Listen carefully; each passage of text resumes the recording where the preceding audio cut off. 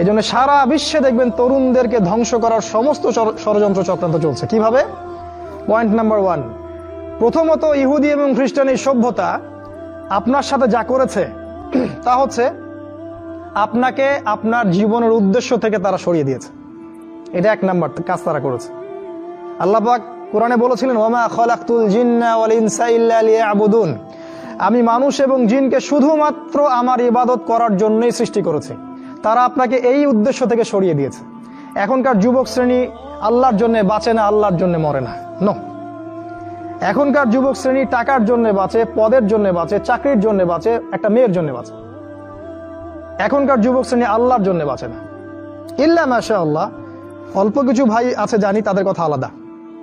এটা প্রথম কাজ সেটা করেছে, আপনাকে আপনার জীবনের উদ্দেশ্য থেকে সরিয়ে দিয়েছে। আমি 100% নিশ্চিতভাবে বলতে পারি, আপনি যে যুবককে জিজ্ঞাসা করবেন যে বাবা তোমার জীবনের উদ্দেশ্য কি, কেউই বলবে না আমার জীবনের উদ্দেশ্য জান্নাত।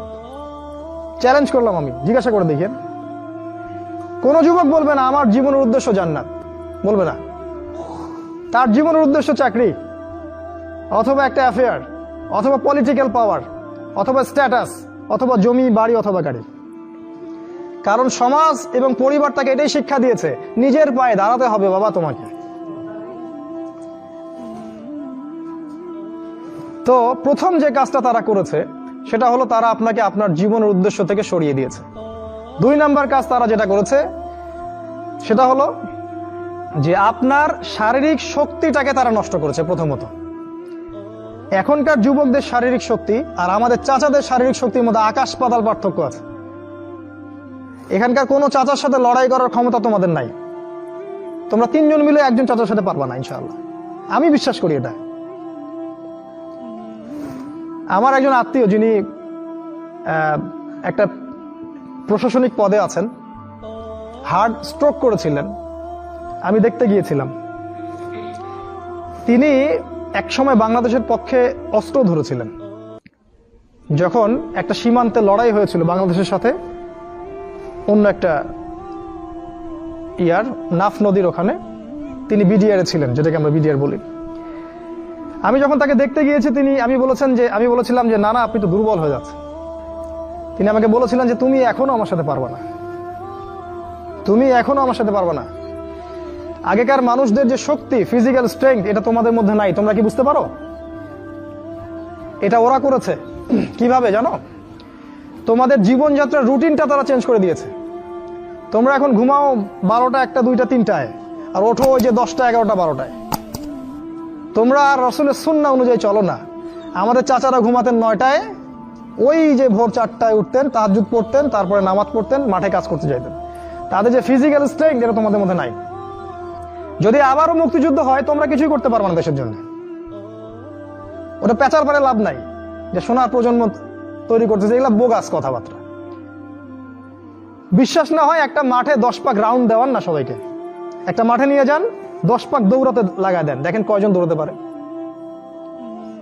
তোমাদের শারীরিক শক্তি ওরা নষ্ট করে দিয়েছে। এটা একটা, তোমাদের রুটিনটা ওরা চেঞ্জ করেছে।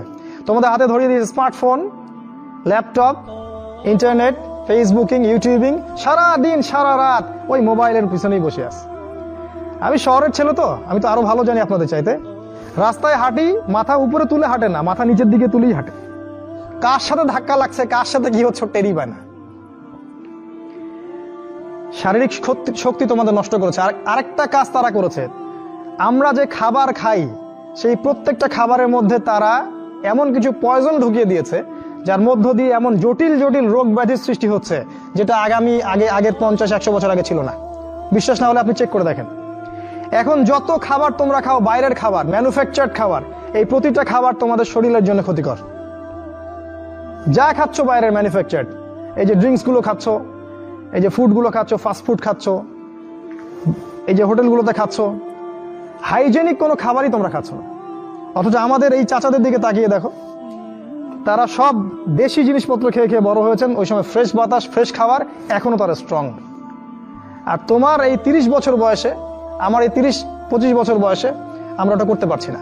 এটা এমনি এমনি হয়নি, এটা ওদের চক্রান্ত ছিল, যাতে করে মুসলিম উম্মার তরুণ প্রজন্মকে তারা ধ্বংস করতে পারে।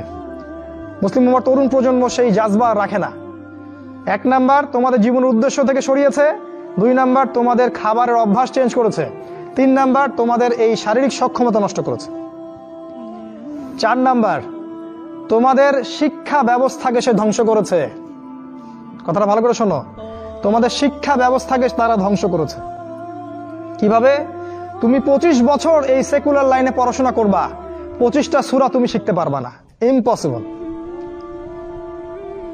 তুমি 25 বছর এদিকে পড়াশোনা করেছো, কিন্তু 25টা হাদিস তোমার জানা নাই, 25 জন সাহাবীর নাম তুমি বলতে পারবে না, তুমি রাসূলুল্লাহ সাল্লাল্লাহু আলাইহি ওয়াসাল্লামের জীবনী কখনো পড়ে দেখো নাই, ছুঁয়েও দেখো নাই, তার স্ত্রীদের নাম তোমার জানা নাই, 10 জন জান্নাতি সুসংবাদপ্রাপ্ত সাহাবীর নাম তোমার জানা নাই, কিন্তু তুমি এদিকে science, arts, commerce, physics, chemistry, biology, হাবি জাবি সব পড়ে শেষ করেছো, ইসলামের বেসিক নলেজ তুমি অর্জন করো নাই। এটা ওদের চক্রান্ত ছিল, শিক্ষা ব্যবস্থা দিয়ে তোমাদেরকে ইসলাম থেকে সরিয়ে দেয়া, এবং তারা সেখানে 100% সফল। এগুলো নিয়ে কথা বলার সময় যেহেতু আমাদের নাই, আমরা যেহেতু আমাদের ওই যে হাত বাঁধা, আমিন টামিন এইসব নিয়ে আমরা যে মারামারি কাটাকাটির মধ্যে আছি, এটাই হচ্ছে আমাদের বড় জিহাদ আমাদের, তাই না? এই জায়গায় কাজ করা উচিত ছিল। পক্ষান্তরে যারা মাদ্রাসায় পড়ছি আমরা, অত্যন্ত দুঃখজনক যে মাদ্রাসায় পড়ার পরেও আমরা সাম্প্রদায়িক হয়ে যাচ্ছি কেন জানি। নিজের বুঝ, নিজের দল, নিজের মাযহাব, নিজের তরিকার বাইরে আমরা আর চিন্তা করতে পারছি না। ইসলাম যে একটা প্রশস্ত সাগর, এখানে যে কত কি আছে এটা আমাদের জানা হচ্ছে না। একই সাথে কোরআন সুন্নাহ হাতে থাকার পরেও আমরা বিশ্বকে চ্যালেঞ্জ করতে পারছি না। আল্লাহ পাক বলেছেন, কোরআন আমি তোমার উপর নাজিল করেছি তিবিয়ানান লিকুল্লি শাই, এটা প্রত্যেকটা বিষয়ের ব্যাখ্যা। কিন্তু কোরআন থেকে আমরা পৃথিবীর সবকিছু এখন ব্যাখ্যা করতে পারি না। কোরআন দিয়ে আমরা অর্থনীতি ব্যাখ্যা করতে পারি না, আমরা রাজনীতি ব্যাখ্যা করতে পারি না, আমরা শেষ জামানাকে ব্যাখ্যা করতে পারি না, কিন্তু কোরআন আমাদের হাতে আছে, ঘরে আছে। মাদ্রাসায় পড়ছি, কিন্তু মাদ্রাসায় পড়ে ইংরেজি জানছি না, আইসিটি জানছি না, বিশ্ব সম্পর্কে জানছি না, অর্থনীতি জানছি না, এমনকি ইসলামের ইতিহাসও জানছি না। তাহলে এখানেও কিছু সমস্যা থেকে গেছে। এটা দ্বিমুখী শিক্ষা ব্যবস্থা চলছে, এটার একমুখীকরণ প্রয়োজন ছিল, যেটা হয়নি বিগত 50, 60, 70 বছরে। আর আগামী তো অল্প সময় বাকি আছে, এখন এটার জন্য আর চেষ্টা করেও কোনো লাভ হবে আমার মনে হয় না, আল্লাহু আ'লাম বিসওয়াব। এটা 4 নাম্বার কাজ তারা করেছে, এডুকেশন সিস্টেমকে দিয়ে তোমাদের ভিতরটাকে ধ্বংস করে দিয়েছে। 5 নাম্বার, তারা তোমাদেরকে দুনিয়ার মোহে ব্যস্ত রেখেছে। 5 নাম্বার, দুনিয়াটাকে এত সুশোভিত করে তোমাদের সামনে তুলে ধরেছে, মনে হচ্ছে এই দুনিয়াই সবকিছু। আর এই দুনিয়া পূজারী কোনো যুবক ছেলেকে দিয়ে আপনি আল্লাহর পথে কোনো খেদমত আশা করতে পারেন না, কারণ ওর পুরো চিন্তাটা দুনিয়া কেন্দ্রিক। সকালবেলা ঘুম থেকে উঠে ও চিন্তা করে দুনিয়া, দুনিয়ার দুনিয়া, রাতে ঘুমানো পর্যন্ত। আল্লাহকুমুত তাকাসুর, আল্লাহ পাক বলেছেন, হাত্তা যুরতুমুল মাকাবির, যতক্ষণ না তোমরা কবরে পৌঁছাচ্ছ ততক্ষণ এই প্রাচুর্যের প্রতিযোগিতায় লিপ্ত আছো। দুনিয়ার সুশোভিত, এই যে দেখবে দুনিয়ার যত মোহ, এটা তোমার সামনে সহজলভ্য করা হয়েছে। অল্প টাকা দিন এত জিবি কিনুন, মাত্র এত টাকা দিন এত কিছু কিনুন। ফোন করছে মেয়ে, আপনার সাথে রিসিভ করছে, মানে নারী, এই যে অনলাইন, এই যে ইন্টারনেট, পর্নোগ্রাফি, ব্লু ফিল্ম, হারাম অ্যাফেয়ার্স, এই যে বয়ফ্রেন্ড গার্লফ্রেন্ড, এগুলোকে আপনার সামনে এত সহজলভ্য করে দিয়েছে যে একটা যুবক ছেলে চাইলেই জেনা করতে পারে। তুমি যদি চাও এখনই জেনা করতে পারবে, কেউ তোমাকে বাধা দিবে না। তোমার সামনে জেনাকে এত সহজ করা হয়েছে, তুমি চাইলে এখনই মদ খেতে পারবে, কেউ তোমাকে বাধা দিবে না। আর মদের তো লাইসেন্স দেয়া আছে আমাদের দেশে, পতিতালয়গুলোর লাইসেন্সও দেয়া আছে, কেউ তোমাকে বাধা দিবে না। এটা এত সহজ কেন করে দেয়া হলো? অথচ মদ যদি উমর রাদিয়াল্লাহু আনহুর সময় কেউ পান করত, তাকে 80টা বেত্রাঘাত করা হতো। কেউ যদি জিনা করতো ওই সময়, তাহলে প্রকাশ্যে ওকে 100টা বেত্রাঘাত করা হতো। কোন বিবাহিত ব্যক্তি যদি জিনা করত, তাকে রজম করে হত্যা করা হতো। কেউ যদি কোনো ব্যক্তিকে অন্যায়ভাবে হত্যা করত, তাকেও কেসাস করা হতো, হত্যা করা হতো। এগুলো তুমি আর দেখবে না। এখন তুমি দেখবে সমস্ত পাপ সহজলভ্য হয়ে গেছে। এটা এমনি এমনি হয়নি, তারা করেছে তোমার জন্য, যাতে তোমার ভিতরের ঈমানটা চলে যায়। কারণ পাপী হৃদয় নিয়ে তুমি আল্লাহর পথে দাওয়াত ও জিহাদ করতে পারবে না। কদ আফলাহা মান যাক্কাহা ওয়া কদ খাবা মান দাসাহা, যে পবিত্র হয়েছে সে সফল, আর সে ধ্বংস হলো যার ভিতরটা কলুষিত হয়ে গেছে। তোমার ভিতরটা কলুষিত হয়ে গেছে, তোমার ভিতরে কোন রকম চেতনাই নাই আল্লাহর পথে দাওয়াতের এবং জিহাদের, এটা ধ্বংস করে ফেলা হয়েছে। কারণ পাপ করতে করতে করতে করতে তোমার ভিতরে কালিমা লেপন হয়ে গেছে, কারণ তুমি দিনে একটা বারো আল্লাহকে বলো না আস্তাগফিরুল্লাহ ওয়া আতুবু ইলাইহি। খেয়াল করে দেখবা, কোরআন তেলাওয়াত শুনে তোমার চোখ দিয়ে কখনো পানি পড়ে না। কখনো কি খেয়াল করেছো যে কোরআন তেলাওয়াত তোমার সামনে দিনরাত করা হচ্ছে, তোমার চোখ দিয়ে এক ফোঁটা পানি বের হচ্ছে না? কেন বের হচ্ছে না? কারণ তোমার ভিতরে সেই পরিশুদ্ধ হৃদয়টা নাই, তাসকিয়া নূরটা নাই, পাপ দিয়ে ভর্তি হয়ে গেছে। 6 নাম্বার, নারীকে তোমার সামনে সহজলভ্য করা হয়েছে। নারী, মেয়েদেরকে তোমার সামনে এমন ভাবে উপস্থাপন করা হয়েছে ন্যাংটা করে। রাসূল সাল্লাল্লাহু আলাইহি ওয়াসাল্লাম বলেছিলেন যে শেষ জামানায় 2 শ্রেণীর মানুষ আসবে যাদেরকে আমি এখনো দেখি নাই।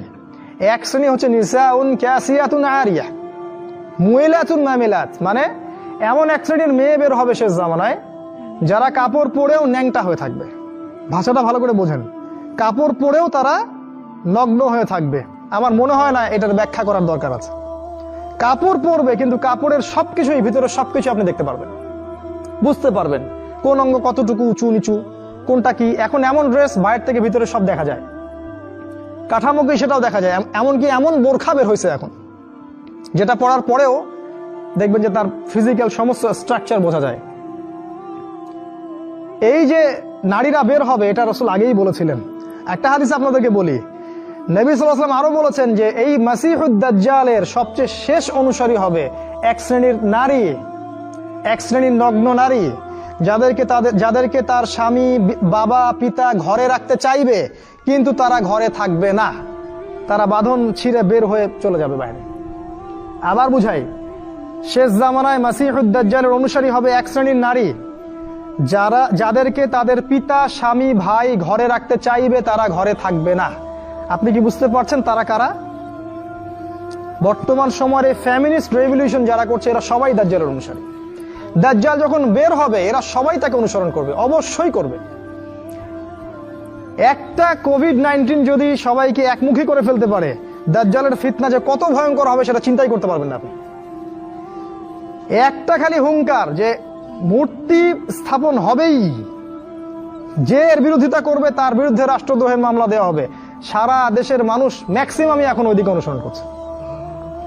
এই যদি অবস্থা, তাহলে দাজ্জাল যখন বের হবে তখন যে কোটি কোটি মানুষ তাকে অনুসরণ করবে না, এটা কি কোনো গ্যারান্টি আছে? বরং কোটি কোটি মানুষই তাকে অনুসরণ করবে। তোমার সামনে নারীকে সহজলভ্য করে দেওয়া হয়েছে। স্কুলে নারী, স্কুল কলেজের মধ্যে কো এডুকেশন, ছেলে মেয়ে একসাথে বসে পড়াশোনা করে। একটা মেয়ে এরকম নগ্ন পোশাক পরে আমার সামনে যদি বসে থাকে দিনে 5 ঘন্টা, কয়দিন আপনি জেনা থেকে দূরে থাকতে পারবেন বলেন তো? আজকে আপনি দেখা করবেন, কালকে নোট নিবেন, তারপরে দেখা সাক্ষাৎ হবে, কফি খাবেন, এক পর্যায়ে ঘুরতে যাবেন, ডেটে যাবেন, আস্তে আস্তে আস্তে আস্তে তার সাথে আপনি জেনায় লিপ্ত হয়ে যাবেন। এর জন্য কি শুধু ছেলেটা দায়ী? এর জন্য কি শুধু ছেলেটাই দায়ী? এই মেয়েটাও দায়ী, এই মেয়ের পরিবারও দায়ী, এই ছেলের পরিবারও দায়ী। আর সবচেয়ে বড় দায়ী হচ্ছে সে ব্যক্তি যে এই সিস্টেমটাকে লঞ্চ করেছে এই দেশের মধ্যে, যে এই সিস্টেমের মধ্যে পড়াশোনা করাচ্ছে, এরাই সবচেয়ে বড় দায়ী। সূরা নূরের একটা আয়াত আছে না, যে যারা মুমিনদের সমাজের মধ্যে এই অশ্লীলতা ছড়ায় তারা যেন সতর্ক হয়ে যায়, আল্লাহর পক্ষ থেকে ভয়ঙ্কর আযাব তাদের উপর আসবে। হাদিসে আসছে এমন এমন রোগ ব্যাধির উদ্ভব হবে যেটা আগে কখনো হয়নি। এই দেখেন কি হচ্ছে এখন, এমন এমন রোগ ব্যাধি আসবে অশ্লীলতার কারণে, বেহায়াপনার কারণে, যেটা আদৌ কখনো পৃথিবীতে আসে নাই। দেখেন সামনে কি হয়, আরো ভয়ঙ্কর প্রলয় আসবে ইনশাআল্লাহ, কেউ ঠেকাতে পারবে না। নবীর কথা এগুলো, বদলানোর কোনো সুযোগ নাই। তোমরা পড়াশোনা করবা, তোমাদের সামনে মেয়েদেরকে ছেড়ে দেওয়া হয়েছে। কলেজে যাবা তখন তো আরো অবস্থা খারাপ, ফ্রি মিক্সিং, যা ইচ্ছা তাই করতে পারবা তোমরা। আর সামনের দিনগুলোতে দেখবা লিভ টুগেদারকে জায়েজ করে দেওয়া হবে, এটাও হবে, এটাও দেখার বাকি থাকবে না। অন্য দেশগুলোর মতো দেখবা ছেলে মেয়ে একসাথে থাকতে পারবে, বিয়ের দরকার হবে না, এটাও হবে সামনে। মেয়েকে সহজলভ্য করে দেওয়া হবে, চাইলেই তুমি জেনা করতে পারবে। এগুলো এমনি এমনি হয়নি, ওরা প্ল্যান করে এটা করেছে যাতে তোমার ভিতরের ইমানি তেজটা নষ্ট হয়ে যায়। যার ইমানের তেজ থাকবে না ধ্বংস হয়ে যাবে সে। 7 নাম্বার, তোমার প্রতি তারা প্ল্যান করেছে আর একটা এরকম, যে তোমাকে ইসলামের মধ্যে যখন তুমি ইসলাম ফলো করতে চাইবা, কোনোভাবে যদি তুমি ইসলাম ফলো করতে চাও, তখন দেখবা ইসলামের মধ্যে এসে 1000টা দলাদলি, 1000টা। তখন তুমি কনফিউজড হয়ে যাবা যে কোথায় যাব আর কোথায় হক পাবো। যারা ইসলামপন্থী তাদের মাঝেও তারা এমন একটা চক্রান্ত করে দিয়েছে যাতে মুসলিমরা মুসলিমদের সাথে সারা জীবন মারামারি কাটাকাটি করতে থাকে। বাস্তবতা দেখেন তাই হচ্ছে। এভাবে তারা তোমাকে ওদের গোলাম বানানোর প্ল্যান করেছে। 8 নাম্বার, রিজিক। তোমাকে সারাদিন রিজিকের টেনশন দিয়ে রেখেছে ওরা। রিজিক নিয়ে প্রতিটা যুবক টেনশন টেনশন আর টেনশন, কি করব, কি খাবো আর কি পরবো, কি কবে চাকরি পাবো আর কি ব্যবসা করবো, সারাদিন রিজিকের টেনশন। এই যে দারিদ্রতার ভয় আর রিজিকের ভয় দিয়ে তারা তোমাকে আল্লাহর পথ থেকে সরিয়ে দিয়েছে। 9 নাম্বার, আমি খুব শর্ট করে বলছি, অনেক ডিটেলস সময় লাগবে বেশি বললে। 9 নাম্বার হচ্ছে যে তারা যেটা প্ল্যান করেছে যে তোমার রিজিকের মধ্যে তারা হারাম ঢুকিয়ে দিয়েছে। হারাম, তুমি যে সেক্টরেই যাবা রিজিকের সন্ধানে সেখানে গিয়ে দেখবা হারাম সেখানে যুক্ত হয়ে আছে। হয় ঘুষ থাকবে, না হলে সুদ থাকবে, না হলে প্রতারণা থাকবে, অথবা অন্য কোনো এমন কিছু থাকবে যার মধ্য দিয়ে তোমাকে রিজিক অন্বেষণ করতে হবে। চাকরিগুলোর দিকে তাকান, এখন দেখেন কি অবস্থা। ঘুষ ছাড়া আপনি চাকরি পাবেন? এটাও বিশ্বাস করতে বলেন আমাকে। আমি তো পাইলাম না ফার্স্ট ক্লাস রেজাল্ট নিয়ে। ব্যবসা করতে যাবেন, সেখানেও দেখবেন এমন এমন সিস্টেম করে দিয়েছে আপনি চাইলেও অনেক সময় হালাল ব্যবসা করতে পারবেন না। একটা হালাল পণ্যের ব্যবসা করবেন, সেখানেও হারাম তারা ঢুকিয়ে দিয়েছে। এগুলো এমনি এমনি হয়নি। আর 10 নম্বর একটা হচ্ছে যে ইসলামিক মানে জীবনের প্রতিটা ক্ষেত্রে বলতে বোঝাচ্ছি আপনার ব্যক্তি জীবন, আপনার সামাজিক জীবন, আপনার পরিবার, আপনার এই যে রাষ্ট্র, বিশ্ব, ইসলামের প্রতিটা ক্ষেত্রে যে একজন ব্যক্তি হবে আপনার আদর্শ, তিনি হচ্ছেন কে? মুহাম্মদ রাসূলুল্লাহ সাল্লাল্লাহু আলাইহি ওয়াসাল্লাম। এটা কার কথা? আমাদের কথা না আল্লাহর কথা? লাকাদ কানা লাকুম ফি রাসূলিল্লাহি উসওয়াতুন হাসানাহ। ওই উসওয়াতুন হাসানাহ যাকে আপনার উচিত ছিল ব্যক্তি, পরিবার, সমাজ, রাষ্ট্র সমস্ত জীবনে বাস্তবায়ন করার, এই উসওয়াতুল হাসানাহ তারা সরিয়ে দিয়েছে, দেয় নাই? এখন আপনার উসওয়াতুল হাসানাহ কার্ল মার্কস অথবা লেনিন অথবা স্টেলিন অথবা আব্রাহাম লিঙ্কন অথবা অমুক তমুক দার্শনিক কেউ না কেউ। আপনি মুহাম্মদ সাল্লাল্লাহু আলাইহি ওয়াসাল্লামকে আর জীবনের সব ক্ষেত্রে নেতা হিসেবে গ্রহণ করতে চান না।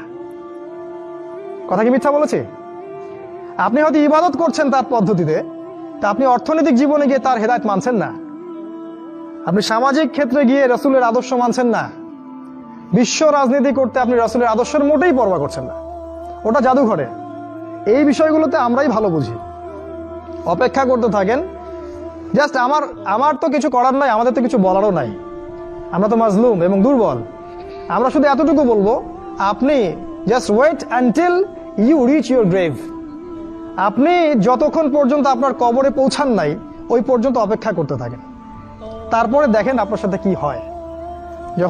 যখন ফেরেশতারা কলার ধরে তুলে প্রশ্ন করবে, মান হাযা রাজুল বুইসা ফীকুম, এই ব্যক্তি কে ছিল যাকে তোমাদের কাছে রাসূল করে পাঠানো হয়েছিল, তখন এরা কোশ্চিন কালেও বলতে পারবে না যে ইনি হচ্ছেন রাসূলুল্লাহ সাল্লাল্লাহু আলাইহি ওয়াসাল্লাম। বলে মা আদরি, আমি জানি না, লা আদরি, আমি জানি না। মানুষ কিছু বলতো, আমি শুনতাম। খুবই ভয়ঙ্কর জায়গা। একজন সাহাবীর নাম বলি, সাদ বিন মুয়াজ রাদিয়াল্লাহু আনহু, নাম শুনেছেন? তোমরা তো শোনো নাই মনে হয়।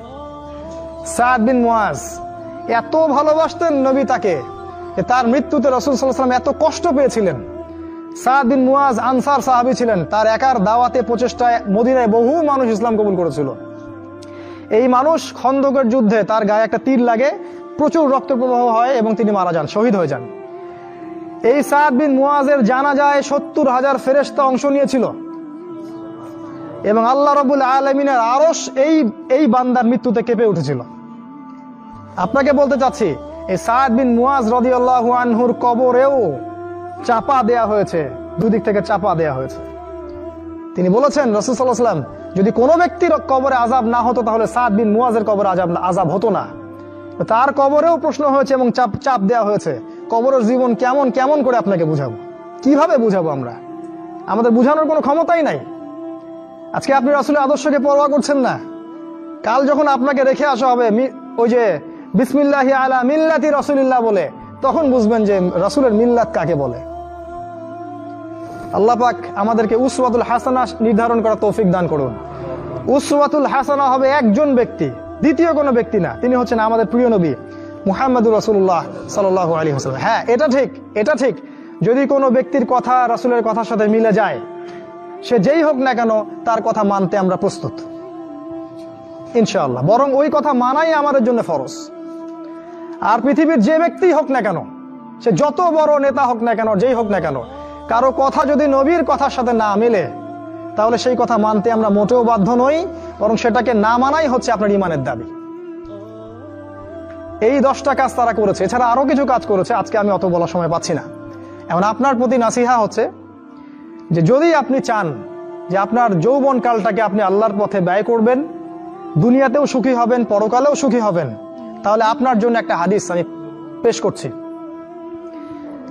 নবী সাল্লাল্লাহু আলাইহি ওয়াসাল্লাম বলেছেন, কিয়ামতের মাঠে 7 শ্রেণীর মানুষকে আল্লাহ পাক আরশের ছায়ায় ছায়া দিবেন। তার মধ্যে 1 শ্রেণীর মানুষ হচ্ছে তারা যারা তাদের যৌবন কালটাকে আল্লাহর পথে ঢেলে দিয়েছে।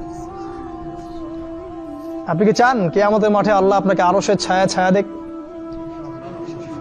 আমি এটা অনেকদিন বলেছি হাদিসটা, যে কিয়ামতের মাঠে মানুষ যখন উঠবে তখন তাকে 5টা প্রশ্ন করা হবে। তোমার জীবন কোন কালে ব্যয় করেছো, তোমার যৌবন কোন কাজে ব্যয় করেছো, কোন পথে সম্পদ উপার্জন করেছো আর কোন পথে সম্পদ ব্যয় করেছো, আর জানা অনুযায়ী আমল করেছিলে কি না। এখানেও দেখেন, তোমার যৌবন কোন পথে ব্যয় করেছো আলাদা প্রশ্ন হবে। যদি আমরা যৌবন আল্লাহর পথে ব্যয় করতে পারি, আরশের ছায়া আপনি ছায়া পাবেন ইনশাআল্লাহ। আপনার নেতা হবে জান্নাতে হুসাইন রাদিয়াল্লাহু আনহু,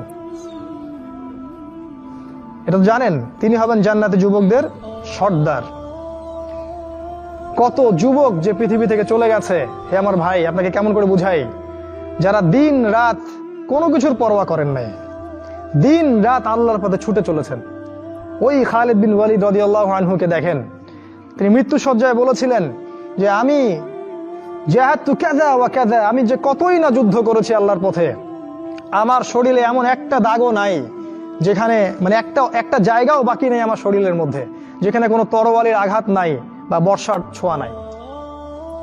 সেদিন তিনি মৃত্যু সজ্জায় বলছিলেন যে আজকে আমি আমার বিছানায় মারা যাচ্ছি, আমি যুদ্ধের মাঠে মারা যাওয়ার সৌভাগ্য আমার হলো না। ফালা নামাত আইনুল জুবালা, তিনি বলেছিলেন যে পুরুষদের 2 চোখ যেন কখনো না ঘুমায়। ওই দেখো যুবক, তোমার আদর্শ। খুবাইব রাদিয়াল্লাহু আনহু, ইসলামের জন্য তাকে দায়ী করে পাঠানো হয়, রাজি নামক একটা জায়গায় কাফেররা তাকে ধরে ফেলে এবং তাকে শুল দণ্ড দিয়ে হত্যা করে। খুবাইব রাদিয়াল্লাহু আনহুকে যখন শুল দেওয়া হচ্ছিল, তিনি বলছিলেন, এই কবিতাটা ভালো করে পড়বা, রাহিকুল মাকতুম বই আছে, লাস্তু উবালিহি না উক্তালু মুসলিমান।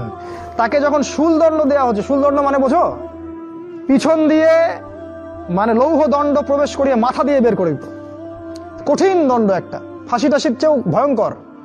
এই শুল দণ্ড তাকে দেওয়া হচ্ছে এবং বলা হচ্ছে, তুমি কি চাও তোমাকে ছেড়ে দেই আর মুহাম্মাদকে তোমার জায়গায় শুলদণ্ড দেই?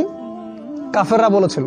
আর এই যুবক বলেছিলেন যে আমার জীবনের বিনিময়ে নবীর একটা চুলের আঘাত পাক, সেটাও আমি চাই না। দোয়া করছে, আল্লাহ আমার মৃত্যুর সংবাদটা নবীকে পৌঁছে দিও। আল্লাহ পাক সেটা পৌঁছে দিলেন। রাসূল মদিনা থেকে খবর পেয়ে গেলেন যে খুবাইবকে হত্যা করা হয়েছে। তিনি তখন কবিতা আবৃত্তি করছিলেন যে লাস্তু উবালিহি না উক্তালু মুসলিমান, আমি কোনো পরোয়াই করি না যখন আমাকে মুসলিম হিসেবে হত্যা করা হচ্ছে। আলাই জামিন কানা লিল্লাহি মাসরাই, আমাকে যেদিকেই পাশ ফেরানো হোক না কেন সেটা আল্লাহর জন্যই। ওয়াযালিকাল ইলাহু ওয়া ইয়াশা, এবং তিনি হচ্ছেন এমন ইলাহ যিনি যদি চান ইউবারিক আলা ফি কুল্লি শিলউই মিমাসা, তাহলে তিনি প্রত্যেকটা আমার গোশত টুকরা হাড্ডির মধ্যে বরকত দিতে পারবেন। এই কবিতা বলতে বলতে তার জান চলে যায়। এই যে তোমার আদর্শ, কখনো ভেবেছো তাদেরকে নিয়ে? তারা তোমাদের সুপার হিরো। আজকে ফ্যান্টাসির জগতে সুপার হিরো খুঁজে বেড়াও তোমরা। তোমরা রাসূলের আদর্শ গ্রহণ করার সৌভাগ্য হলো না, খালিদ বিন ওয়ালিদকে দেখতে পারলে না, ওমর ইবনুল খাত্তাব এমন বীর যার সামনে 10 জন 15 জন কিছুই না, তরোয়াল নিয়ে বের হয়েছেন নবীকে হত্যা করবে। প্রতিমধ্যে শুনলেন কি তার বোন ভগ্নিপতি ইসলাম কবুল করেছে, চললেন বোন আর ভগ্নিপতিকে আগে মারবো তারপর নবীকে। সেখানে গিয়ে শুনলেন কোরআন তেলাওয়াত করা হচ্ছে, কান লাগিয়ে শুনলেন কি তেলাওয়াত করা হচ্ছে। জিজ্ঞাসা করলেন কি তেলাওয়াত করছো? তারা বলল যে আমরা কিছুই তেলাওয়াত করছিলাম না।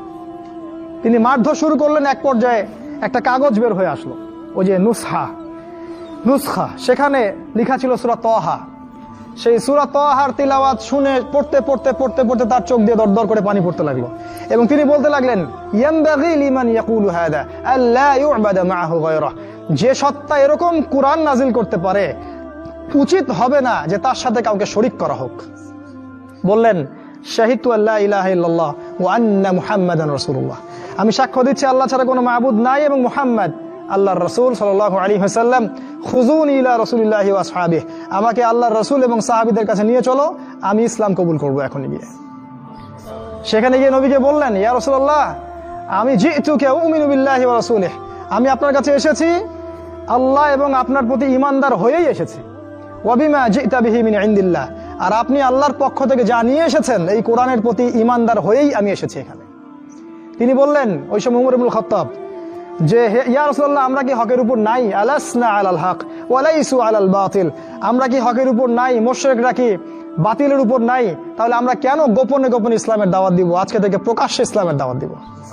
তখন থেকে ইসলাম প্রকাশ্যে দাওয়াত পেয়েছে, তার আগে পাইনি। তুমি ওমর হতে পারো না? একটা ছেলেকে দেখলাম অনলাইনে, আমি তাকে চিনি না, অনলাইনে একটা স্ট্যাটাস দেখেছিলাম খালি, ইসলামের পক্ষে কিছু একটা বলার কারণে তার একটা বড় পথ চলে গেছে এবং সে স্ট্যাটাস দিয়েছে যে যদি একদিন বাঁচি সিংহের মতো বাঁচবো, তাও ধর্মকে আমি দলের কাছে বিক্রি করব না। মন থেকে দোয়া চলে আসলো ওর ওখানে। আমি কমেন্ট করেছি যে তোমাকে আল্লাহ ওমরের মতো কবুল করুক। হামজা বীর সাহাবী, যাকে উহুদের যুদ্ধে শহীদ করা হয়েছে, আবু জেহেল রাসূলকে চর মেরেছিল একটা। হামজা রাদিয়াল্লাহু আনহু যখন শুনেছেন আবু জেহেল রাসূলকে মেরেছে, সরাসরি আবু জেহেলের বাসায় ওকে গলার ধরে বের করে প্রচন্ড জোরে ঘুষি একটা মারা হলো। বলা হলো যে আমার ভাতিজা যে দিনের উপর আছে আমিও সেই দিনের উপর আছি, রুদ্দাহা ইন ইসতাতা'তা, তোমার ক্ষমতা থাকলে আমাদেরকে ঠেকিয়ে দেখাও দেখি। তিনি রাসূলের কাছে গেলেন, বললেন, ইয়া ইবনে আখি, হে আমার ভাতিজা, কুনতু আনসুরুকা বিল হামিয়া, আমি তোমাকে সাহায্য করতাম আত্মীয়তার সম্পর্কের কারণে। আলা নানসুরুকা লিল ইসলাম, আজকের দিন থেকে আমি ইসলামের জন্য তোমাকে সাহায্য করব। আশহাদু আল্লা ইলাহা ইল্লাল্লাহ ওয়া আন্নাকা রাসূলুল্লাহ, আমি সাক্ষ্য দিলাম যে আল্লাহ ছাড়া কোনো ইলাহ নাই, তুমি আল্লাহর রাসূল। এই যে ইসলামের শক্তি বাড়তে থাকলো তখন, তো তুমি হামজার মতো হতে পারো না? হামজা রাদিয়াল্লাহু আনহু উহুদের যুদ্ধে যখন করছিলেন, তার সামনে কোনো কাফের মুশরিক টিকতে পারে নাই। আমি তোমাকে বলিনি যে অস্ত্র নিয়ে এখন বের হয়ে যাও, কথা অন্যদিকে নিয়ে যাবা না, কথাটা অন্যদিকে ঘুরাবা না। এখন তো মিডিয়ার যুগ, কথা অন্যদিকে মানুষ ঘুরায় খুব সহজে। আমি বলেছি তোমার এই চেতনাটা নাই, তুমি হামজার মতো চেতনা ধারণ করতে পারো না, উমরের মতো চেতনা ধারণ করতে পারো না। অসংখ্য সাহাবী ছিলেন এরকম। মুসআব বিন উমাইর এত ধনী সাহাবী ছিলেন, যার আতরের খুশবু ছিল আরবের সবচেয়ে দামি আতরের খুশবু। ইসলাম কবুল করে সব ছেড়ে দিলেন, এক পোশাকে তাকে কবর দেওয়া হয়েছে উহুদের মাঠে। মানে তাকে যখন শহীদ করা হয়, তার দেহের মধ্যে এতগুলো তরবারির দাগ ছিল তুমি কল্পনাও করতে পারবে না। এই সাহাবীকে রাসূল সাল্লাল্লাহু আলাইহি ওয়াসাল্লাম যখন দাফন করলেন, তাকে দাফন করার জন্য কোনো কাফন পাওয়া যাচ্ছিল না, ঘাস দিয়ে তাকে দাফন করা হয়েছে। এই হলো মুসআব বিন উমাইর রাদিয়াল্লাহু আনহু। কত সাহাবী চলে গেছেন এমন দুনিয়া থেকে, কত বীর যোদ্ধা চলে গেলেন পৃথিবী থেকে, আজ পর্যন্ত তোমাদের এই আদর্শগুলো তোমরা অর্জন করতে পারলে না। তোমরা এখনো সেই পশ্চিমা সভ্যতার গোলক ধাঁধায় পড়ে আছো। ওই ইহুদি, ওই খ্রিস্টান, ওই দাজ্জাল অনুসারীরা যা শিখাচ্ছে তাই শিখছো, যা গিলাচ্ছে তাই গিলছো, মিডিয়া যা দেখছো তাই বিশ্বাস করছো। আল্লাহ পাক তোমাদের সবাইকে যেন ইসলামের দিকে হেদায়েত দান করেন, ফিরিয়ে নিয়ে আসেন, আল্লাহুম্মা আমিন। কয়েকটা পয়েন্ট খালি আকারে বলছি, কি করবা তুমি এখন। এক নাম্বার, তুমি তোমার জীবনের উদ্দেশ্যটাকে ফিক্স করো। ঠান্ডা মাথায় আজকে রাতের বেলা চিন্তা করবা যে আল্লাহ পাক তোমাকে কি জন্য দুনিয়ায় পাঠিয়েছেন। একটু চিন্তা করবা, 1 মিনিট একটু চিন্তা করবা যে তুমি পৃথিবীতে নাই, তুমি মারা গেছো। চিন্তা করবা তুমি মারা গেছো। এরপর চিন্তা করবা তুমি যে মারা গেছো পৃথিবীর কারো কোনো সমস্যা হচ্ছে কিনা। তুমি যে মারা গেছো পৃথিবী কি থেমে আছে? তোমার পরিবার থেমে থাকবে? তোমার শিক্ষা, তোমার বন্ধু বান্ধব, তোমার আত্মীয় স্বজন কেউ থেমে থাকবে? কেউ থেমে থাকবে না। তুমি পৃথিবীতে থাকো বা না থাকো, কারো কিছু আসে যাবে না। আল্লাহ পাক তোমাকে যে পৃথিবীতে রেখেছেন, একটা সুযোগ খালি দিয়েছেন, যাতে তুমি আল্লাহর দ্বীনের জন্য কিছু করতে পারো। এটাই আল্লাহ তোমার কাছে চান, আর কিচ্ছু চান না। আর কিচ্ছু আল্লাহ তোমার কাছে চান না। আল্লাহ চান তুমি একজন ভালো মানুষ হও, ভালো মুসলিম হও এবং দিনের জন্য কিছু খেদমত করে পৃথিবী থেকে বিদায় নাও। এই দিন তুমি ছাড়াও বিজয়ী হবে ইনশাআল্লাহ। তুমি থাকো বা না থাকো, এই দিন কিন্তু বিজয়ী হবেই। হয় তোমাকে নিয়ে হবে অথবা তোমাকে ছাড়াই হবে। জীবনের উদ্দেশ্য ফিক্স করো। জীবনের উদ্দেশ্য একটাই, জান্নাত। জান্নাত পাওয়ার জন্য যা করা দরকার তাই করতে হবে। কোরআন হাদিস মেনে চলা থেকে শুরু করে আমল করা, আদব আখলাক সবকিছু এর মধ্যে চলে আসবে ইনশাআল্লাহ। আল্লাহ পাক তোমাকে পথ দেখাবেন। আগে তুমি জীবনের উদ্দেশ্য ফিক্স করো। একটা কথা বলি, সবাই তোমাদেরকে বলবে জীবনে সফল হতে হবে। অনেক কথা আমি বলছি আমার ব্যক্তিগত অভিজ্ঞতা থেকেই বলছি। আল্লাহ পাক আলহামদুলিল্লাহ ফার্স্ট সেকেন্ড ছাড়া রেজাল্ট আমাদের হতো না। যখন থেকে আমরা বুঝতে পেরেছি যে ট্র্যাকে আমরা যাচ্ছি সে ট্র্যাকটা ভুল, সে ট্র্যাকটা ভুল, এই বুঝটা যখন থেকে আসছে আমাদের মধ্যে, আমরা চেষ্টা করছি অন্যদেরকে আমাদের শিক্ষা দিয়ে সচেতন করার জন্য। আমরাও ভুল করেছি, ভুলের উপর ভুল করেছি। আল্লাহ পাক যেন মাফ করেন, আল্লাহুম্মা আমিন। সাফল্যের সংজ্ঞা শেখানো হতো আমাদেরকে পরিবার থেকে। সফল হতে হবে বাবা, নিজের পায়ে দাঁড়াতে হবে, বাবাকে দেখতে হবে, মাকে দেখতে হবে, অমুক তমুক ইত্যাদি ইত্যাদি। বিয়ে করবি কি নিয়ে, তোর তো কিছুই নাই, বলে নাই কথাগুলো আপনাদেরকে। চাকরি বাকরি করতে হবে, প্রতিষ্ঠিত হতে হবে। শোনো, সাফল্যের একটা সংজ্ঞা দিয়েছেন আল্লাহ কোরআনে, একটাই সংজ্ঞা, সূরা আল ইমরানের মধ্যে আছে। আজকে আমি সব ডিটেলস বলার সময় পাচ্ছি না। সূরা আল ইমরানের মধ্যে আছে, কুল্লু নাফসিন যায়িকাতুল মাউত, প্রত্যেকটা নফস মারা যাবে এবং কিয়ামতের মাঠে তাদের পুরোপুরি প্রতিদান তাদেরকে দেয়া হবে। এখানে আল্লাহ সাফল্যের সংজ্ঞা দিয়েছেন, ফামান যুহজিহা আনিন নার ওয়া উদখিলাল জান্নাহ ফাকাদ ফাজ। ওই দিন কিয়ামতের মাঠে যাকে জাহান্নাম থেকে বাঁচানো হবে আর জান্নাতে প্রবেশ করানো হবে, ফাকাদ ফাজা, এই ব্যক্তি হচ্ছে সফল। সাফল্যের সংজ্ঞা কোথায় পাইলেন? যদি আমরা জাহান্নাম থেকে বাঁচতে পারি প্রত্যেক ব্যক্তি এবং জান্নাতে যেতে পারি, সেই সফল। এছাড়া কেউই সফল না, এই পৃথিবীর কেউই সফল না, কেউ না। সে যত বড় রাষ্ট্রনেতা হোক, পণ্ডিত হোক, বিজ্ঞ হোক, পণ্ডিত কে হয় হোক, যার দাপটে সারা বিশ্ব কাঁপে, এও সফল না যদি না সে জান্নাতে যেতে পারে। কিন্তু একজন এই ভ্যান চালক, এক রিক্সা চালক, এক আমার ওই গরিব চাচা, ওই কৃষক, সে যদি হিসাব দিয়ে জান্নাতে যেতে পারে, সে সফল। তিনি সফল, তিনি আল্লাহর কাছে পছন্দের বান্দা। অতএব জীবনের উদ্দেশ্যটা আগে ঠিক করে ফেলো, এটা প্রথম কাজ। দ্বিতীয় কাজ, তোমাকে জ্ঞান অর্জন করতে হবে। দ্বিতীয় কাজ, কিসের জ্ঞান অর্জন করবে? যে জ্ঞান তোমাকে আল্লাহর দিকে নিয়ে আসবে সেই জ্ঞান অর্জন করতে হবে। কোন কোন সাবজেক্ট পড়তে হবে তোমাকে প্রথমত কোরআন পড়তে হবে, তেলাওয়াত করা শিখবে, অর্থ জানবে, আরবি ভাষা শেখার চেষ্টা করো, কোরআনের আদেশ মানো, নিষেধগুলো ছেড়ে দাও এবং কোরআনের দাওয়াত মানুষের কাছে পৌঁছে দাও। কোরআনের দাওয়াত মানুষের কাছে পৌঁছে দাও এবং কোরআনের বিধান বাস্তবায়নের জন্য আল্লাহর পথে চেষ্টা করো। আর কি সাবজেক্ট পড়তে হবে? তোমাকে হাদিস পড়তে হবে, রাসূলের হাদিস, অসংখ্য হাদিস, এগুলো পড়তে হবে তোমাকে। আর কি পড়বে? ইসলামের ইতিহাস তোমাকে পড়তে হবে। ইসলামের ইতিহাস জানবে না তাহলে হীনমন্য জাতি হবে।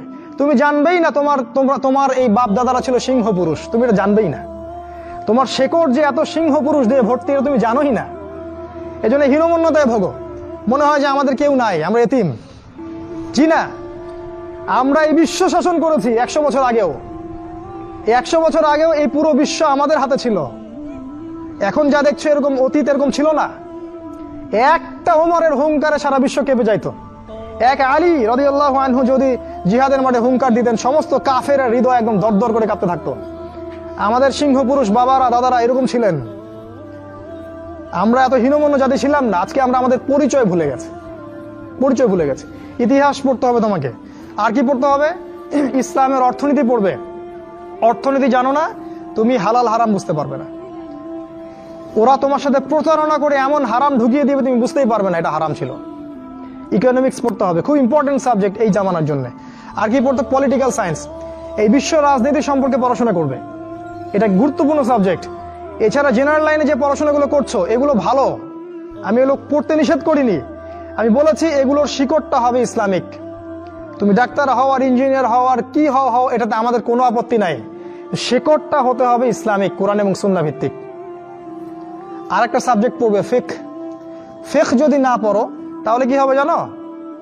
তাহলে নফল মোস্তাহাব আমলগুলো নিয়ে মারামারি কাটাকাটি করে ফরজ ঐক্য নষ্ট করে ফেলবা। এখনকার দেখো না যে অল্প কিছু পড়াশোনা করে 2 পাতা পড়াশোনা করে দায়ী হয়ে গেছে একেবারে। কোরআনটা ঠিক মতো পড়তে পারে না, কোরআনটা রিডিং ঠিক মতো পড়তে পারে না, বড় বড় ফতোয়া দিয়ে বেড়াচ্ছে ওইটা হালাল আর ওইটা হারাম, ওইটা অমুকের এই নাই অমুকের সেই নাই। হচ্ছে না এটা ফিকহ না জানার কারণে হচ্ছে। ফিকহের বুঝ কঠিন বুঝ, গভীর বুঝ। এই জন্য ইমাম আবু হানিফা থেকে শুরু করে যত ফকিহ ছিলেন সবাইকে ভক্তি শ্রদ্ধা সম্মান করতে শিখো। ফিকহটা অনেক কঠিন একটা জিনিস। আমরা তো এখানে সমালোচনা বেশি করতে চাই, এটা ঠিক না। এই ফিকহের জ্ঞান না থাকলে তুমি কোনটা ফরজ, কোনটাকে বেশি গুরুত্ব দেওয়া লাগবে, কোনটা নফল, কোনটাকে মুস্তাহাব, কোনটা ওয়াজিব পর্যায়ের, কোনটা সুন্নতে মুআক্কাদা, কোনটা কি সব বুঝতে পারবে না। আর না বুঝতে পারলে তুমি কি করবা, যে বিষয়ে ছাড় দেয়া যেত সেটাকে ছাড় না দিয়ে তুমি বড় বড় জিনিসগুলোকে ভেঙে ফেলবা। খেয়াল করে দেখবেন ছোট ছোট মাসআলাগুলোকে নিয়ে, যেগুলো ইখতিলাফি মাসআলা, যেগুলো নিয়ে সাহাবায়ে কেরামদের মধ্যে দ্বিমত ছিল, এগুলোকে নিয়েই বাংলাদেশে শত শত দল হয়ে গেছে। হয় নাই? কোন দল কি বলেছে আল্লাহ নাই? কোন দল বলে যে রাসূল নাই, কোরআন নাই, আমাদের কেবলা আলাদা, এটা বলে? সবার আল্লাহ এক, রাসূল এক, কেবলা এক, কোরআন এক, সুন্নাহ এক, সব এক। তাহলে এতগুলো দল কেন হলো? ওই যে সংকীর্ণ মানসিকতা এবং এই ফিকহের বুঝ না থাকার কারণে হয়েছে। তাই ফিকহটা পড়বে, না হলে তোমার দ্বারা উপকার না হয় উম্মার ক্ষতি হয়ে যাবে। তোমার দ্বারা উপকার না হয় উম্মার ক্ষতি হয়ে যাবে। আর 2-1টা সাবজেক্ট বলছি। জিও পলিটিক্স, ভূ রাজনৈতিক প্রেক্ষাপটটা পড়তে হবে তোমাকে। এর সাথে একটা সাবজেক্ট অবশ্যই পড়বে, রাসূলুল্লাহ সাল্লাল্লাহু আলাইহি ওয়াসাল্লামের জীবনী। এই কয়েকটা সাবজেক্ট পড়তে পারো, শেষ জামানায় ইনশাআল্লাহ আল্লাহ পাক তোমার হাতে পতাকা দিবেন এবং তুমি আল্লাহর দ্বীনের পতাকা বহন করবে ইনশাআল্লাহ। জ্ঞান নাই, কিচ্ছু করতে পারবে না। যদি তুমি জ্ঞান অর্জন করতে না পারো, তুমি বাতিলের মোকাবেলা করতে পারবে না। এখনকার যুদ্ধটা অস্ত্রের যুদ্ধ না, এখনকার যুদ্ধ জ্ঞানের যুদ্ধ। তুমি ওদের সাথে অস্ত্রের যুদ্ধ করে পারবে না। এখনকার যুদ্ধটা জ্ঞানের যুদ্ধ। ওটাও আসবে সামনে, যখন ইমামুল মাহদী আসবেন, সারা বিশ্ব জুড়ে মালহামা শুরু হবে, তখন মহাযুদ্ধ। এই ফিজিক্যাল স্ট্রেংথ নিয়ে, মেন্টাল স্ট্রেংথ নিয়ে, ইমানের স্ট্রেংথ নিয়ে পারবে না। জ্ঞান অর্জন করো, কারণ রাসূল সাল্লাল্লাহু আলাইহি ওয়াসাল্লামকে প্রথম আল্লাহ আদেশ করেছেন ইকরা, পড়ুন পড়ুন পড়ুন। জ্ঞান নাই, সমাজ সংস্কার করতে পারবে না। এটা 2। 3 নাম্বার হচ্ছে জ্ঞান অনুযায়ী আমল করতে শেখো। দ্রুত যতটুকু জানলা আমল করতে শেখো। আগামীকালের জন্য ফেলে রাখবে না। আজকে যা শিখেছো আজকে আমল করো। রাসূলের সুন্নাহগুলোকে গুরুত্ব দিয়ে করো। যেখানে ইসলাম প্রশস্ততা দিয়েছে সেখানে প্রশস্ততা প্রদর্শন করো, যেখানে প্রশস্ততা নাই সেখানে ওটাই মেনে চলো। ইসলাম একটা প্রশস্ত রিলিজিয়ন, এখানে অনেক কিছু প্রশস্ততা আছে। সেই প্রশস্ত ইসলাম ফলো করো, আমলগুলো করো। প্রতিদিন 5 ওয়াক্ত সালাত মসজিদে জামাতের সাথে পড়তে হবে। যখন তুমি রমাজান মাস পাবে, সওম রাখতে হবে। যাকাতের সম্পদ আসলে যাকাত দিবে। মানুষের সাথে ভালো আচরণ করতে শিখো, উম্মাহকে ঐক্যবদ্ধ করতে শিখো। কোরআনের জ্ঞান অর্জন করো, সুন্নাহর জ্ঞান অর্জন করো এবং জানা অনুযায়ী আমল করে তুমি তোমার নিজের ভিতরে একটা পরিবর্তন নিয়ে আসো। পবিত্র হওয়ার চেষ্টা করো, সব পাপ থেকে তওবা করে ফিরে আসো। রাসূলের সুন্নাহগুলোকে গুরুত্ব দাও। A to Z, বাথরুমে যাওয়া থেকে শুরু করে তোমার জীবনের প্রতিটা ক্ষেত্রে নবীজির সুন্নাহগুলোকে তোমার উপর বাস্তবায়ন করো। নিজের উপর সুন্নাহ নাই, তুমি সমাজে সুন্নাহ বাস্তবায়ন করতে পারবে না। 3 নাম্বার। 4 নাম্বার, আদর্শ পরিবার গড়ে তোলো। আদর্শ পরিবার গড়ে তোলার জন্য তোমাকে তাড়াতাড়ি বিয়ে করতে হবে। তোমার সামর্থ্য আছে, শারীরিক মানসিক সামর্থ্য আছে, রুজির একটা ব্যবস্থা আছে, বিয়ে করে ফেলো, দেরি করবে না।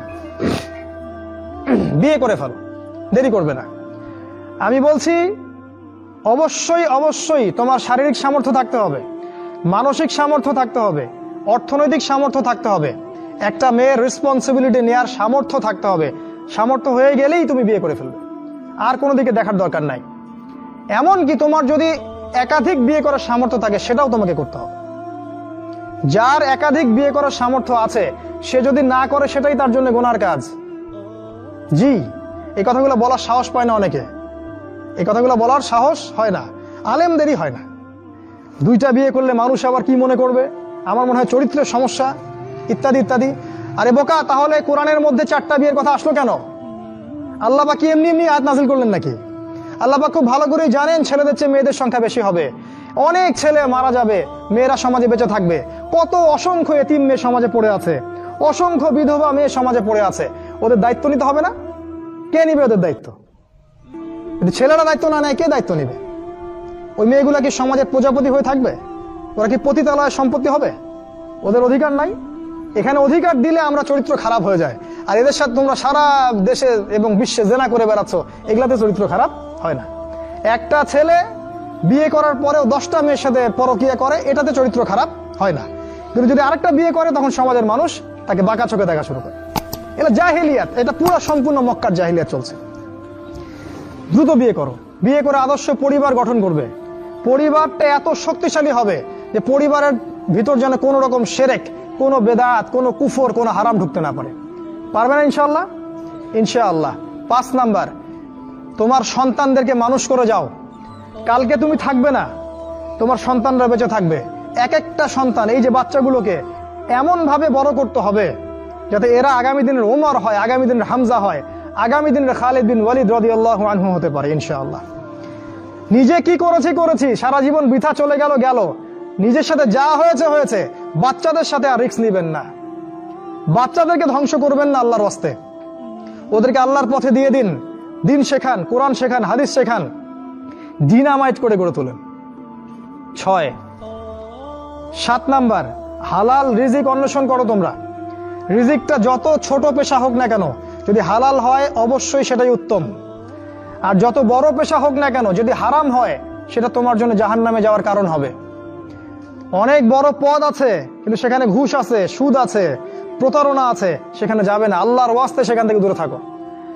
আর তুমি যদি কৃষক হয়ে থাকো, তোমার রুজির মধ্যে হালাল থাকে, তুমি কৃষি কাজ করেই সংসার চালাও, কোনো সমস্যা নাই ভাই, কোনো সমস্যা নাই। লজ্জার কিছু নাই, অপমানের কিছু নাই। তুমি আল্লাহর কাছে প্রিয় বান্দা। আল্লাহ পাক বলেছেন, ইন্নাল্লাহা তাইয়্যিব লা ইকবালু ইল্লা তাইয়্যিব। আল্লাহ পাক পবিত্র, পবিত্র রিজিক ছাড়া তিনি গ্রহণ করেন না। সারা জীবনের ইবাদত কবুল হবে না যদি আপনার রিজিকের মধ্যে হারাম থাকে। কিচ্ছু করার নাই, নবীর কথা পাল্টাতে পারবেন না। সারা জীবন সুদ ঘুষ খেয়ে বছর বছর হজ উমরা করবেন আর হাজী সাহেব লকব লাগাবেন, ওইসব করে লাভ নাই আল্লাহর কাছে, কোনো লাভ নাই। ওইরকম হজ আবু জেহেলও করতো, আবু জেহেল হজ করতো এরকম। ওইসব হজ উমরা আল্লাহ পাকের কাছে দেখায় লাভ নাই। রিজিক হতে হবে পিওর, পরিশুদ্ধ, যেটা খুব ডিফিকাল্ট। এই জন্য আপনাকে নাসিহা করছি, কৃষিভিত্তিক অর্থনীতির দিকে চলে আসেন। কৃষিভিত্তিক অর্থনীতি, এটা আপনার জন্য ভালো হবে ইনশাআল্লাহ। আর ব্যবসা ভিত্তিক, কটা বললাম? 7, 8, আর 2-3টা বলে শেষ করছি। 8 নাম্বার হচ্ছে শারীরিকভাবে শক্তিশালী থাকতে হবে। এর জন্য আপনাকে নিয়মিত ব্যায়াম করতে হবে, নিয়মিত ফিজিক্যাল এক্সারসাইজ বলেন, জিম বলেন, অন্যান্য যে বিষয়গুলো আছে এগুলো আপনাকে করতে হবে। যে খাবারগুলো আপনি খাবেন, প্রত্যেকটা খাবার বিশুদ্ধ কিনা অবশ্যই পরীক্ষা করে খাবেন। এমন কোনো খাবার খাবেন না যে খাবার প্রস্তুত করেছে ওরা, অর্থাৎ ওরা, বুঝতে পারছেন কারা? কারণ ওদের খাবারের মধ্যে এমন কিছু থাকে যেটা আপনাকে আস্তে আস্তে আস্তে আস্তে ধ্বংস করে দিবে। এত ক্যান্সারের রোগী আগে ছিল, এত ডায়াবেটিসের রোগী আগে ছিল, এই যে প্রেশার, হাবি জাবি, স্ট্রোক, এগুলো আগে ছিল না। এগুলো রোগ আগে ছিল না। বিগত এই 50 বছরে দেখবেন এমন এমন সব রোগ এত বেশি বেশি করে বাসা বেঁধেছে যে আমাদের প্রজন্মের পর প্রজন্ম ধুকে ধুকে মারা যাচ্ছে এখন। অতএব খাবারের ব্যাপারে সচেতন থাকবেন। এমন খাবার গ্রহণ করবেন না যে খাবারটা বিশুদ্ধ না, যে খাবারটা ম্যানুফ্যাকচার, সেটা গ্রহণ করবেন না। মানে মানুষ ওই কলকারখানায় তৈরি করেছে এমন খাবার খাবার খাবেন না। নিজে খাবার উৎপাদন করে খান, নিজে চাষ করে খান, খাঁটি জিনিস খুঁজে খুঁজে খাবেন। আল্লাহর ওয়াস্তে এটা নসিহা করছে এই কারণে, আপনি প্রচন্ড অসুস্থ হয়ে যাবেন যদি আপনি ওদের খাবার খান। আজকে বুঝতে পারবেন না, যখন হবেন তখন আমার কথা বুঝতে পারবেন। এটা কত বলো? 8, 9 নাম্বার, মুসলিম উম্মাহ। আর 2টা বলে শেষ করি। 9 নাম্বার হচ্ছে মুসলিম উম্মার মাঝে এই যে বিভক্তি চলছে, আপনি বিভক্তিটাকে দূর করে একটা জায়গায় নিয়ে আসার চেষ্টা করেন। কিভাবে করবেন? নতুন একটা দল খুলতে হবে না। আপনি যদি একটা প্রতিষ্ঠান করে থাকেন, একটা ফাউন্ডেশন করে থাকেন, একটা সংগঠন করে থাকেন, যেটাই করে থাকেন, আপনি যদি এতটুকু নসিহা গ্রহণ করেন যে হ্যাঁ, এই শতদা বিভক্ত এই উম্মার প্রত্যেকেই আমার ভাই, সে যে মাযহাবই হোক আর যে তরিকাই হোক, সে আমার ভাই, সেও মুসলিম, আমিও মুসলিম, তার সাথে আমার কিছু বিষয় হয়তো দ্বিমত আছে, কিন্তু এই না, তার মানে এই না যে সে কাফের আর আমি মুশরিক, সে কাফের আর আমি মুসলিম, এমন নয়। প্রত্যেকেই আমার ভাই। প্রত্যেকটা দলের মধ্যে যদি ভালো ভালো কিছু পান, সেই ভালোটুকু আপনি গ্রহণ করেন। আপনি দেখবেন প্রতিটা দলের মধ্যেই ভালো না কিছু আছে, আছে না? নাকি নাই? সবই খারাপ? প্রত্যেকটা ইসলামপন্থী দলের মধ্যেই ভালো কিছু না কিছু অবশ্যই আছে। সেই ভালোটাকে আপনি নিয়ে নেন, ব্যাস হয়ে গেল। আর প্রতিটা ইসলামপন্থী দলের মধ্যে দেখবেন কিছু না কিছু বিতর্কিত বিষয় আছেই, নাকি সব 100% পারফেক্ট আছেই, ওগুলোকে আপনি ছেড়ে দেন, দিয়ে আপনি সবাইকে নিয়ে বসার চেষ্টা করেন, যেটাই করবেন সবাইকে নিয়ে করার চেষ্টা করেন। হ্যাঁ, এখানে মতবিরোধপূর্ণ যে মাসআলাগুলো আছে এখানে আপনি উদারতা প্রদর্শন করুন, ফিকহের ব্যাপারে উদারতা প্রদর্শন করুন, আকীদার ব্যাপারে আপনি স্ট্রং থাকেন, ব্যাস। এভাবে আপনি উম্মার মধ্যে একটা ঐক্য আনতে পারবেন ইনশাআল্লাহ। আর এই উম্মার ঐক্য যদি না থাকে তাহলে আগামী দিনগুলোতে এই উম্মাকে বাঁচাতে পারবে না কেউ না। এই উম্মার ঐক্য যদি ধ্বংস হয়ে যায়, যেটা হয়ে গেছে প্রায়, এই অবস্থা যদি চলতে থাকে আগামী 10 বছর, এই উম্মার ধ্বংস কেউ ঠেকাতে পারবে না ইল্লা মাশা আল্লাহ। খুবই কনসিয়াস থাকেন, এটা ফরজ জিনিস। ওয়াতাসিমু বিহাবলিল্লাহি জামিআ, আল্লাহ পাক বলেছেন আল্লাহর রজ্জু একসাথে শক্ত করে ধরো, এটা আল্লাহর আদেশ। আর যেটা আল্লাহর আদেশ সেটা ফরজ। আপনার জোরে আমিন বলা ফরজ নয়, পায়ে পা লাগানো ফরজ নয়, রফুল ইয়াদাইন করা ফরজ নয়, আপনারা যে আরো জিকিরের তরিকাগুলো বের করেছেন এগুলো ফরজ নয়। এগুলো গুরুত্বপূর্ণ হতে পারে, সুন্নাহ, ফরজ নয়। ওয়াতাসিমু এটা ফরজ, আল্লাহর রজ্জু সব শক্ত করে একসাথে ধরে থাকো, এটা ফরজ। আপনি ফরজটাকে ছেড়ে দিয়ে সুন্নাহ ধরতে পারেন না। যদি ধরেন তাহলে আপনি আপনার নির্বোধ, আপনি বোঝেন না যে কোনটাকে বেশি গুরুত্ব দিতে হবে। অতএব উম্মার ঐক্যের জন্য কাজ করুন, যারা ঐক্যের জন্য কাজ করছে ওদেরকে সহযোগিতা করুন।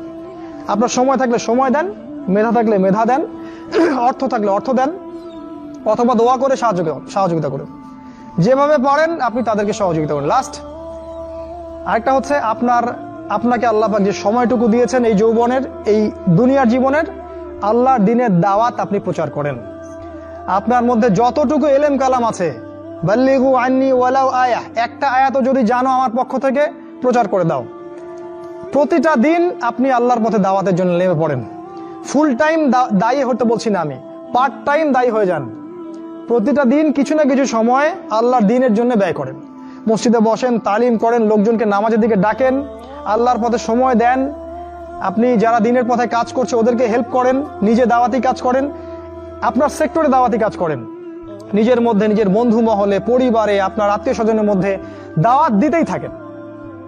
শোনে শুনুক, না শুনুক নাই, কথা বলেন নাই, শুনুক বা না শুনুক আপনি দাওয়াতি কাজ করতেই থাকেন।